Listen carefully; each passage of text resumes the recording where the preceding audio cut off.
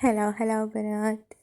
هسه بهذا الفيديو راح ننتقل للصالة، راح نفرشها ونسوي لها تغييرات على الشتا، فخليكم ويا الفيديو.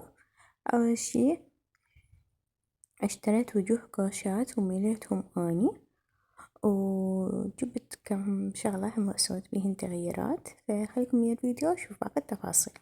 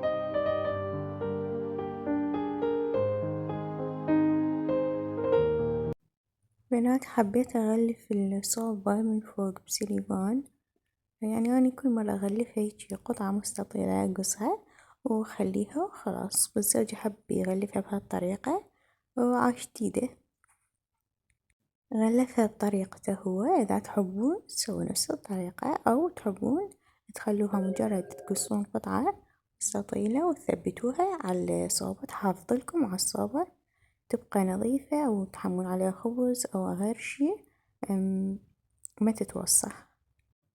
بنات، هذا البخور قد ما أقولكم يجنن، كلش كلش طيب. ريحته مو ريحة بخور وعود، لا، ريحته مال نظافة، كأنما راشين عطر.